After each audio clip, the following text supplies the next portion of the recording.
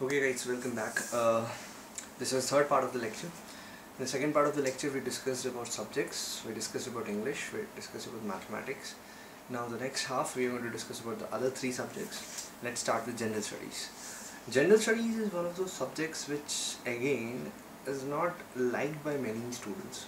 And believe me, all those students who clear up CLAT are those students who like general studies. Why don't you like general studies?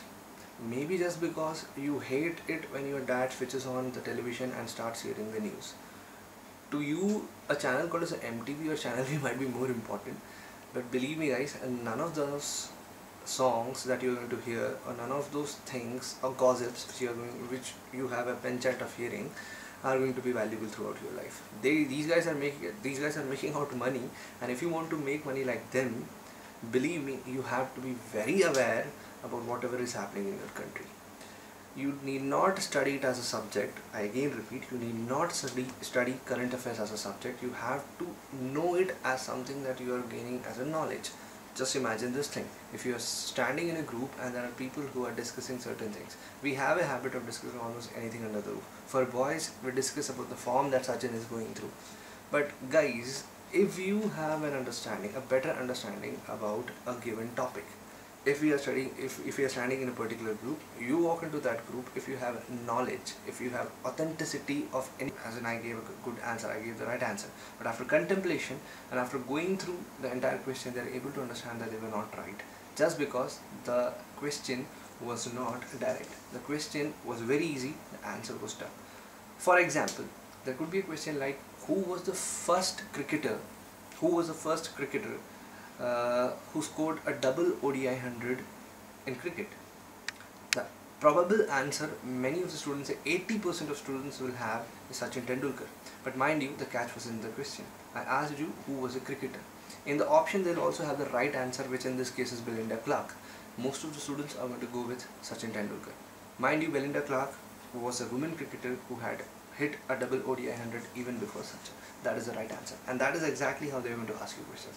Read the questions very carefully and only then venture into those answers. Current affairs is nothing but plain that power of knowledge. You know much more things than anyone else in a particular given group. That is current affairs. That is exactly how you have to not learn it but understand it. And what all things can be asked in current affairs? Mind you, no direct questions in current affairs. As I said, I know my professors, they just need 80 students per law school. Some law schools have more seats, but as I said, the general figure is 80 seats per law school, and they just need 80 strong and sharp students. Their thrust is to ask you such questions where you may seem that you know the answer. Each year I see, when I visit the center, I see students coming out of the examination hall very happy that okay, my question, as in I gave a good answer, I gave the right answer. But after contemplation and after going through the entire question, they are able to understand that they were not right, just because the question was not direct. The question was very easy, the answer was tough. For example, there could be a question like, who was the first cricketer who scored a double ODI 100 in cricket? The probable answer, many of the students say 80% of students will have, is Sachin Tendulkar. But mind you, the catch was in the question. I asked you who was a cricketer. In the option they'll also have the right answer, which in this case is Belinda Clark. Most of the students are going to go with Sachin Tendulkar. Mind you, Belinda Clark was a women cricketer who had hit a double ODI 100 even before Sachin. That is the right answer, and that is exactly how they are going to ask you questions. Read the questions very carefully and only then venture into those answers. General studies, I have a habit of telling students that you can do it again in say 8 minutes, because 50 questions, either you know it or you don't know it. But mind you guys, you need not apply your brain there.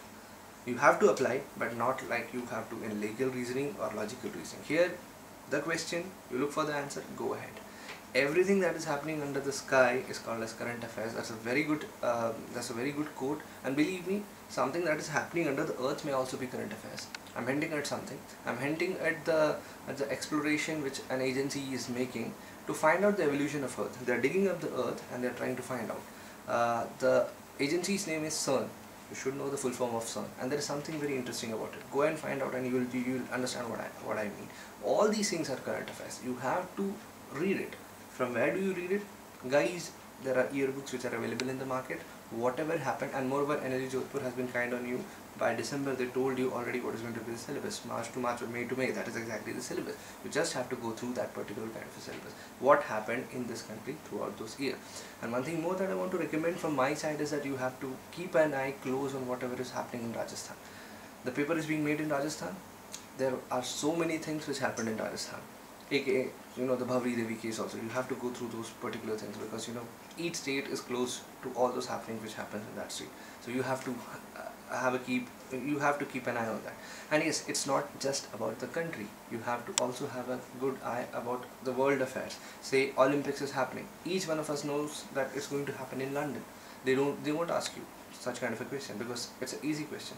They may ask you, name the double amputee athlete who is going to compete in this Olympics. There is a guy who doesn't have both the legs, but still he's going to compete with all those athletes who have the natural legs.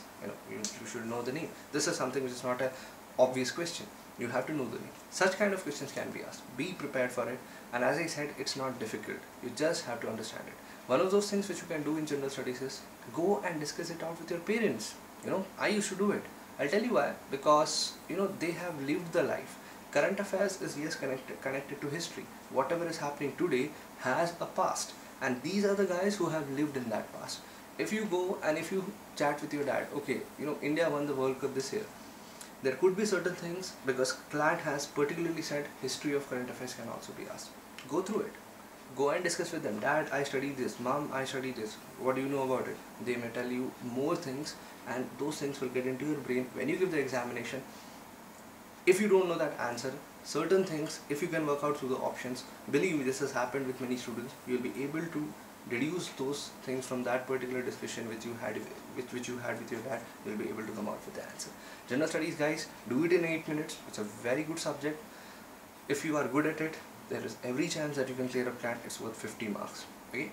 Now the next subject which we are going to discuss here is called as logical reasoning. Logical reasoning is fun. Believe me, analytical reasoning and critical reasoning. We used to love it because there is something really interesting about it, that most of the students, they take up law because their parents want them to be lawyers because they argue good. Believe me guys, in the field of law, you may be good at arguments, but in the field of law, arguments have to be rational, arguments should be logical, arguments should have a reason behind it. If you are not doing it, you are not a good lawyer. That is exactly how we are trained. And before entering into a law school itself, you are being tested. Are you someone who just argues lamely, or are you someone who will sit through an argument, critically analyze it, get out a deductive, logic behind it, and someone who doesn't just brags, who doesn't just flabbergast. That is exactly what they see in this particular subject. It's interesting. They give you a premise, they want you to get an inference out of it, make an assumption out of it, deduce certain things. Again, I'll repeat here that your English has to be very, very good if you want to score well in this particular subject. Because English is again a cracker in critical reasoning. There are certain questions which are very much focused upon English grammar. And if you know those things, the answer is in front of you. Deductive logic, you have to be someone who can think beyond the obvious, because that is exactly how we lawyers are. If Manu Sharma shoots and kills Jessica Lal, we don't just read the newspapers and get satisfied. We do think otherwise. Was Manu Sharma mad to do this thing? Did Jessica Lal do something? He has to be a complete mad person to go and shoot a girl. What actually happened there? We tried to find it out. Even if newspapers were screaming that Manu Sharma was this, that, etc., etc., we did take pains to inquire what actually happened there. That's another matter of fact, but yes, we were inquiring. We will not come into a conclusion just by reading out the facts. We'll dwell into it. We won't see what is just obvious. That is deductive logic. Clear? That should be your mindset. It's about practice. You have to practice more and more questions. There is one book that generally we prescribe. It's called as R.S. Agrawal.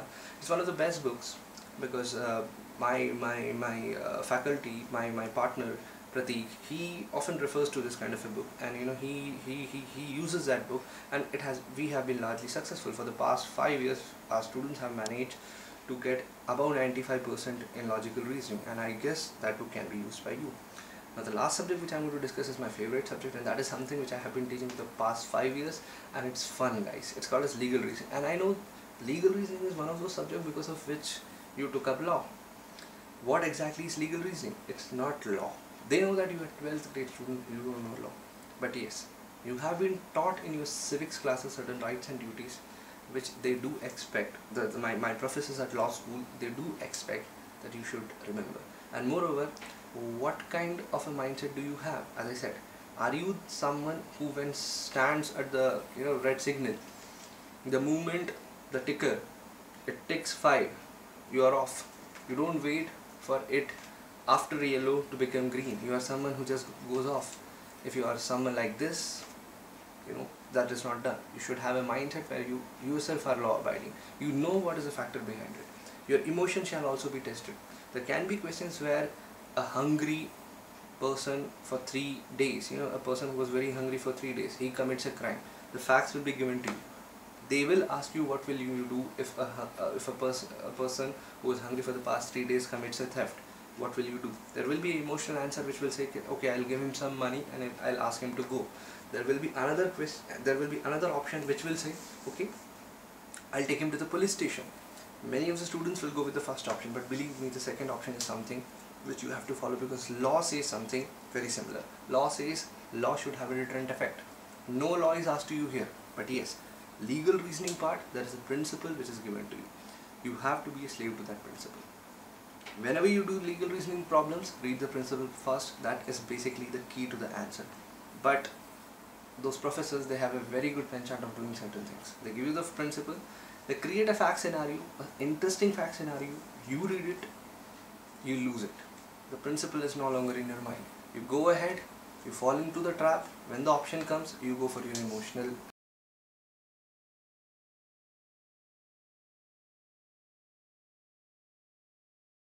Celebrate Holi in India, but in England on the same day, can you play Holi? No.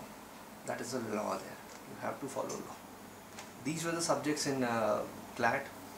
This is exactly how your mindset has to be. How your mindset has to be. You have to keep these things in your mind when you are sitting for those 2 hours.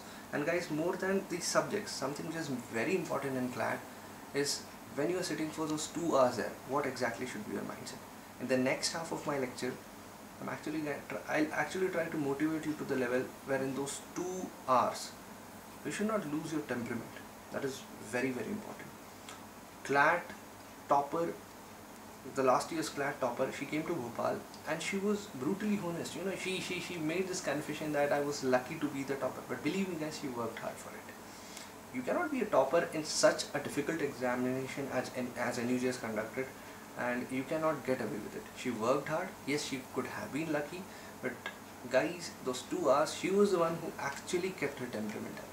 And that is exactly what our next lecture will be aimed at, right? So I'll meet you there. Thank you.